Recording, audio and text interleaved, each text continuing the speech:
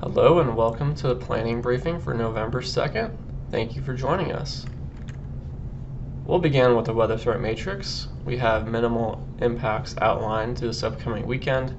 Not to say there won't be weather, as we do expect a series of Pacific storm systems to continue to move through the area generating rainfall. We just don't expect there to be substantial impacts. That begins to change Monday into Tuesday. We have a colder system dropping out of the northwest. And with that system, we are expecting the snow levels to trend lower down to that 5,000 foot level on Monday, and then by Monday evening into Tuesday morning, the snow levels are going to be dropping downwards towards about 4,500 feet. So with that, we are expecting some minor impacts, especially on the mountain passes, with more details to come. Here's a look at the satellite imagery this morning, and what I want to draw your attention to is this plume of subtropical moisture that extends all the way from the northern portions of Hawaii all the way up to the northeast, across Oregon and Washington, and into the Northern Rockies. And we commonly refer to this as an atmospheric river, which is kind of a corridor of elevated Pacific moisture that extends from the subtropics into the western U.S. And with that atmospheric river, we are going to see precipitation continue tonight into Friday morning before things taper off. By the late morning hours on Friday, for pretty much every location, there will be a window of some drier weather Friday afternoon, evening, before the next system arrives on Saturday. And with that system, you can see pretty much every location going north to south is going to be seeing accumulating precipitation. With the heaviest amounts down there in Idaho, you can see Orofino and Grangeville, we've got some heavier precipitation. And then as we move into Sunday, there'll be another break before the next system comes in on Monday.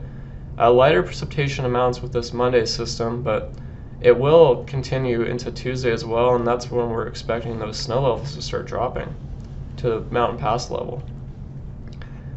If you accumulate all this precipitation throughout the next 7 days, you can really see the focus of the heaviest amounts down there in Idaho, especially in the terrain where we can see anywhere from 2 to 3 inches, locally potentially 4 inches, and then extending further eastward into the Mission and the Swan Mountains, the Cabinet, Purcell Mountains, there along the Idaho-Montana border, are going to also be the focus for some heavier amounts. What about winds? We're not expecting any significant wind events that are going to lead to any widespread power outages or any big impacts, but we do want to note that the winds are going to be from the south to west direction, just generally breezy, especially during the afternoon, with some common gusts of 15 to 25 miles per hour for most locations. And then looking at mountain pass snow for some specific points, we've included some of the more popular mountain passes where people are traveling, and you can see that we'll maybe see a skiff of snow at some of the higher passes like Marias and Lost Trail over the weekend, but as we move into Monday and Tuesday next week, that's where our confidence begins to increase that there could be some light but continuous accumulations, especially for the L passes, Lolo, Lost Trail Pass. And the snow levels right now are kind of around the edge for lookouts. We're not seeing as high confidence for lookout, but certainly these amounts could be trending upward with time as we get more clarity in the forecast.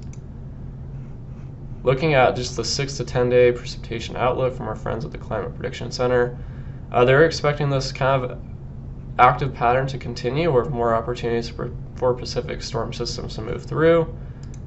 And then with that pattern, generally speaking, we're going to be seeing near normal to possibly above normal temperatures, especially for areas in the northern part of our area, up there in northwest Montana and the Idaho Panhandle. And that's all we have for the briefing today. Appreciate you joining us and hope everyone has a great day. Thank you.